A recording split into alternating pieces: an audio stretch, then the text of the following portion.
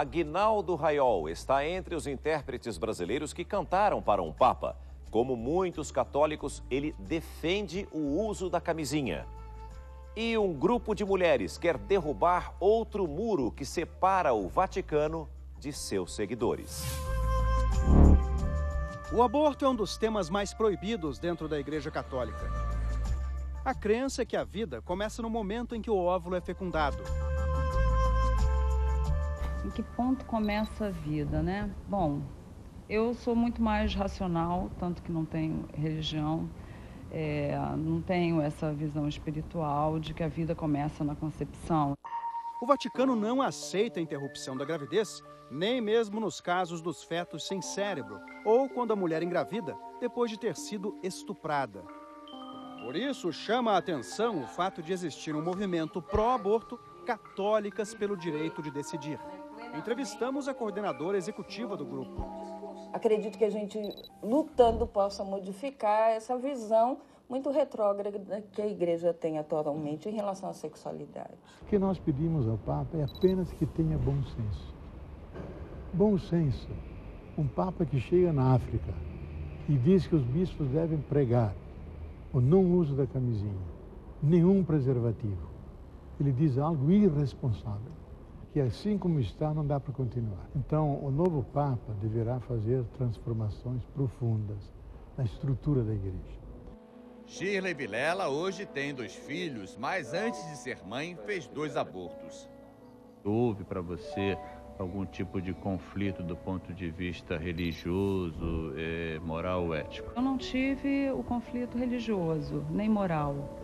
Era uma decisão que cabia a mim, na época o meu companheiro, que me apoiou. Padre, com a renúncia do Papa, muita gente fala em modernizar a Igreja, em reformar a Igreja. Eu queria perguntar para o senhor sobre alguns temas, para saber, na sua opinião, no que dá para mexer e no que não dá. Um desses temas é o aborto. Não, não dá para mexer, absolutamente. Divórcio. Também não, de jeito nenhum. Casamento gay. Eu acho que a Igreja não vai modificar o pensamento tradicional, que é da conceituação bíblica e tal, não vai. Não. Celibato dos padres. Celibato dos padres, eu acredito que também não vai ser modificado. A questão de se equiparar a mulher e o homem dentro da Igreja, a possibilidade de uma mulher um dia ser papa, papisa, né? Também não vejo, pelo menos no horizonte que eu vejo, não vejo isso, não. É muito importante que as pessoas que tenham essa opção, que as mulheres tenham a opção da escolha, e uma escolha segura, uma escolha, para mim, é totalmente uma questão de saúde pública. Se o Papa fosse mulher, o aborto já seria permitido há muito tempo.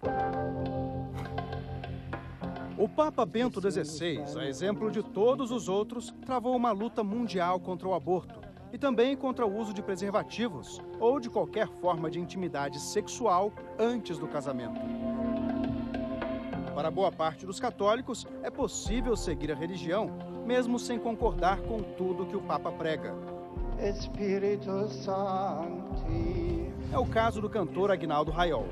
Você é um homem de fé? Sou um homem de fé. É católico? Sou católico, apostólico romano.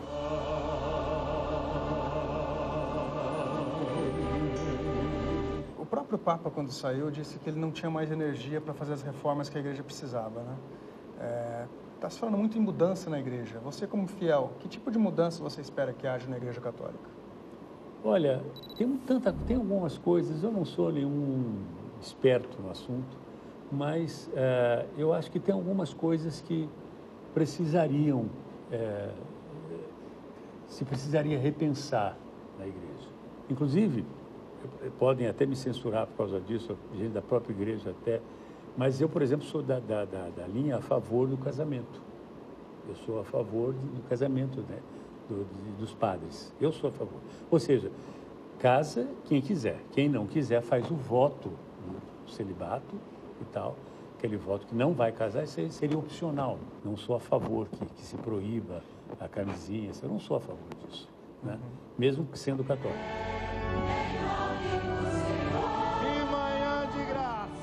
Na passagem de Bento XVI pelo Brasil, nenhum artista ficou tão próximo dele quanto Aguinaldo Raiol, que inclusive cantou na missa, né, Aguinaldo?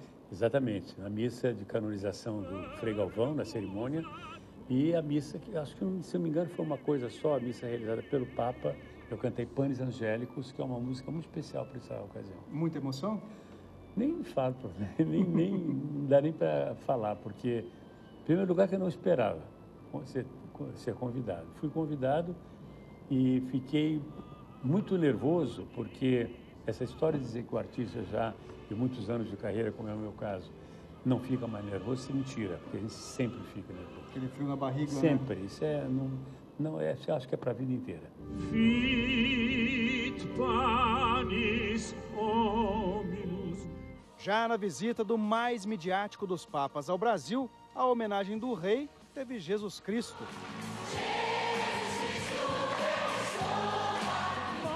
E Ave Maria, interpretada por Fafá de Belém.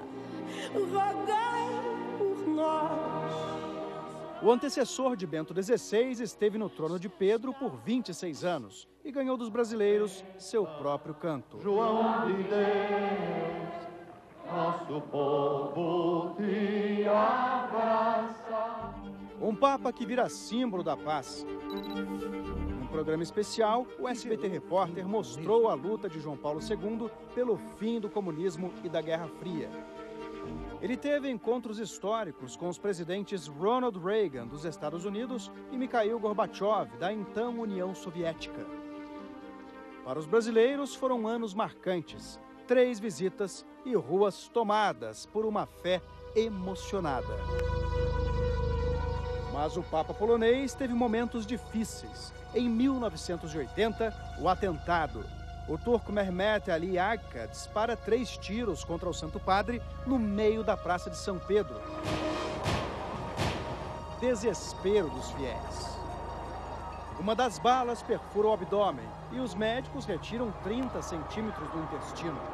O ex-atleta João Paulo II nunca mais seria o mesmo. Ele ainda iria passar por outra cirurgia para a retirada de um tumor. Depois, o mal de Parkinson. Foram anos de luta e dedicação, mesmo com a saúde frágil.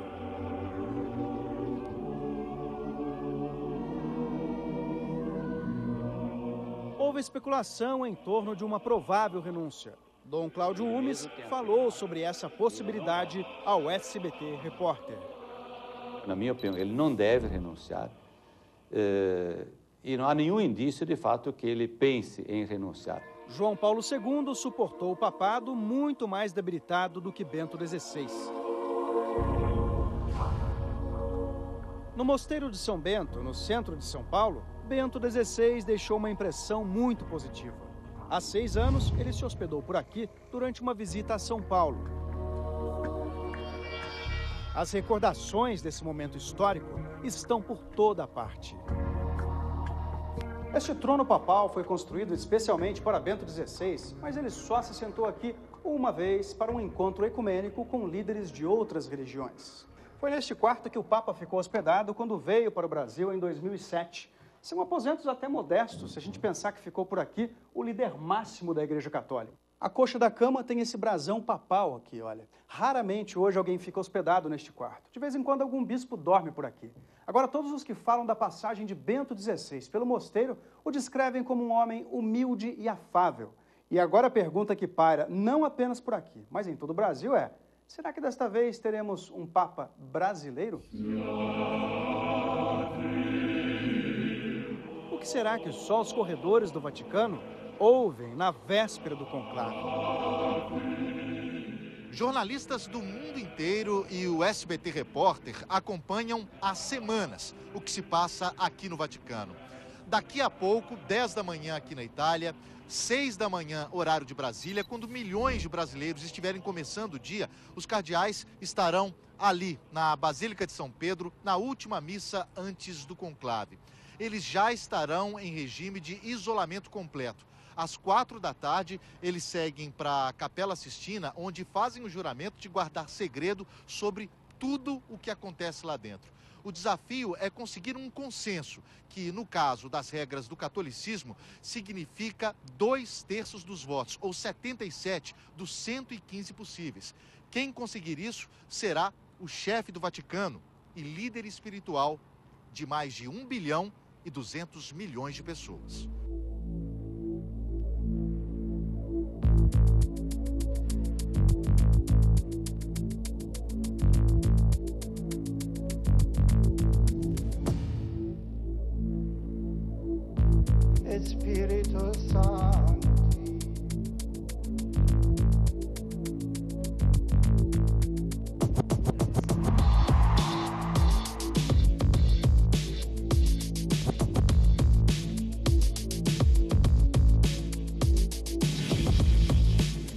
Sono semplicemente un pellegrino.